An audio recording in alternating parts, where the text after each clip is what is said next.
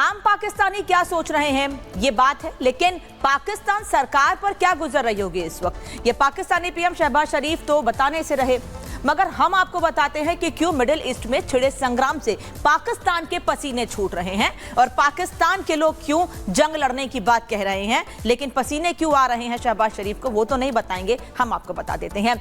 Iran Israel टकराव में पाकिस्तान में इस वक्त टेंशन बनी हुई है, वहां हालात इस वक्त बिगड़े हुए हैं क्योंकि पीएम शहबाज शरीफ के सामने एक बड़ी चुनौती आ गई है। क्या चुनौती है? दरअसल पाकिस्तान में बड़ी शिया आबादी मौजूद है और ईरान के बाद सबसे बड़ी शिया आबादी कहां पर है? वो पाकिस्तान में ही है।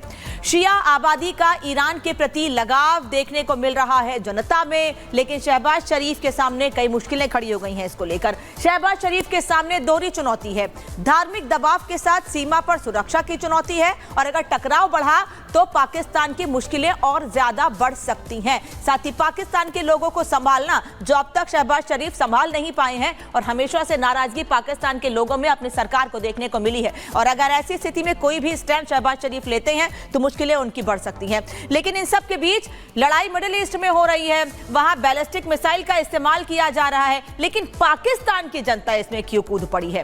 पाकिस्तान को कूदने का क्या मतलब है? इसमें कोई फायदा है, कोई नुकसान है? विदेश मामलों के जानकार यानी एक्सपर्ट्स क्या कह रहे हैं, सुनिएगा।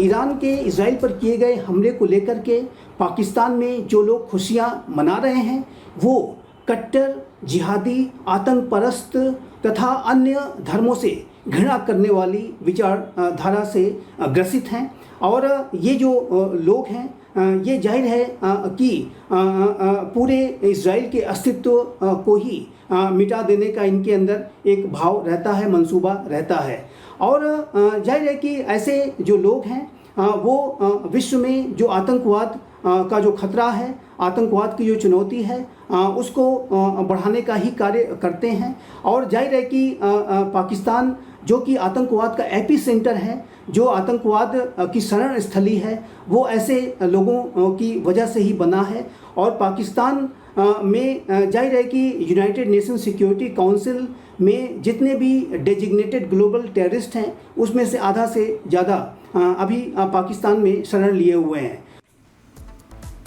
पाकिस्तान के लोगों के पास खाने को नहीं है लेकिन गुस्सा उनका सातवें आसमान पर है। लेकिन ये गुस्सा है किसके खिलाफ? इजराइल के खिलाफ, क्योंकि सरकार तो कुछ कर नहीं सकती है, उनकी सरकार चुप्पी साधे बैठी है और ना ही इतनी हिम्मत है उनकी सरकार में कि कोई कुछ कर सकें वो। इसीलिए पाकिस्तान की जनता गुस्से से ही अपना गुबार निकाल रही है।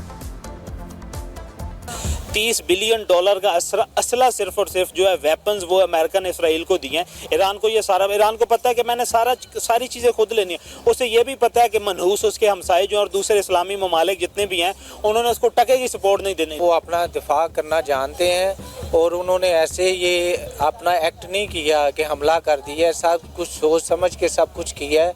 इसराइल की तो कोशिश होगी लेकिन उन्होंने भी अपना जो आगे जिस तरह देखें कि वो उन्होंने अटैक किया है, अटैक करने के बाद वो कहते हैं जी कि हमारा कोई इतना नुकसान नहीं हुआ, हालांकि उनके वो जो मिसाइल को रोकने वाला सिस्टम था वो भी उनका जाम हो गया, वो भी नहीं चला। अल्लाह की कसम, हम अल्लाह की कसम, हम कसम बांध के जाएंगे और उनके जो प्यारे उड़ते हैं ना, उनके जो प्यारे उड़ते हैं हम बम बांध के उनके प्यारे तबाह उनके एयरबेस में चले जाएंगे। हमारी कौम में इतना टैलेंट है भाई, अगर वो अपनी आर्मी को मत भेजे, इसराइल छोटी सी है, सिर्फ हमारी अवाम को कह दे कि शाम को अवाम हमारी सिर्फ मुसलमान पाकिस्तान को कह दे अपनी आर्मी ना भेजे, तो ये अवाम नेस्तो नाबूद ना कर दे तो मेरा नाम भी नहीं। तो चलिए, सुना आपने कि पाकिस्तान के लोग क्या कह रहे हैं। हमने आपको पहले भी बताया कि पाकिस्तान में शिया आबादी ज्यादा है, यानी ईरान के बाद सबसे ज्यादा शिया आबादी पाकिस्तान में है और ऐसे में पाकिस्तान के लिए ये शिया मुसीबत खड़ी कर सकते हैं। क्यों कह रहे हैं ये आपको बता दूं, दुनिया की दूसरी बड़ी शिया आबादी है पाकिस्तान में और ऐसे में पाकिस्तान में शिया सुन्नी में तकरार आम बात है और समय समय पर ऐसी तस्वीरें वहां सामने भी आती रही हैं। दोनों एक दूसरे के खून के प्यासे रहते हैं लेकिन सरकार नियंत्रित नहीं कर पाती है इनको। अगस्त में भी शिया सुन्नी में टकराव हुए थे, जिसकी तस्वीरें सोशल मीडिया पर काफी वायरल हुई थी। कुर्रम जिले में 50 लोगों की इस दौरान मौत भी हो गई थी और मुश्किल से सीज फायर पर बात बनी थी, लेकिन सरकार ने हाथ खड़े कर दिए थे। शिया गुट सरकार के खिलाफ आक्रामक था और वो आक्रामकता, वो नाराजगी अब इस चुनौती के रूप में सामने आ सकती है। ईरान ने इसे आतंकी घटना करार दिया था। वो ईरान जिसको समर्थन दे रहा है पाकिस्तान, कह रहा है इजराइल पर हमले करके आपने ठीक किया है, वही ईरान उसने उसे आतंकी घटना करार दिया था शिया सुन्नी लड़ाई को। यानी शियाओं का तो समर्थन किया गया था, लेकिन सुन्नियों का साथ देने वाला कोई नहीं था। और आज पाकिस्तान में यही स्थिति बनती दिख रही है, क्योंकि सरकार शियाओं को लेकर तो कुछ नहीं बोल पाती, क्योंकि बड़ी आबादी है। ऐसे में वोट बैंक का डर भी, कहीं शिया नाराज हो गए तो सरकार को नुकसान हो सकता है। इसीलिए वोट बैंक की राजनीति के डर से सरकार शियाओं को लेकर कोई कदम नहीं उठा सकती है। चलिए बढ़ते आगे, बात पाकिस्तान की ही करेंगे, लेकिन पाकिस्तान का कैसे जाकिर, जहरीले जाकिर के प्रति प्रेम निकलकर सामने आया है, इस पर बात करेंगे आगे। अब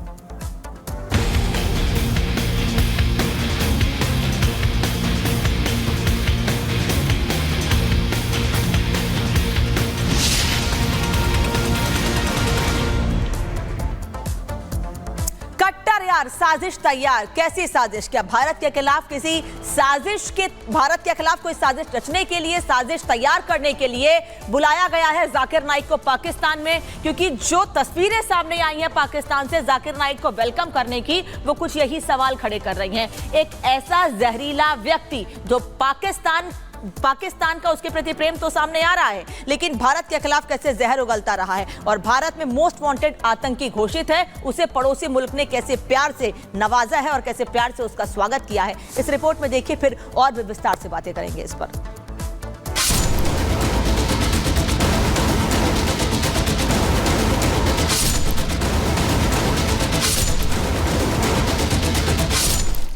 भगोड़े जाकिर नाइक को आतंक पसंद पाकिस्तान से बुलावा आया तो वो दौड़ा चला आया।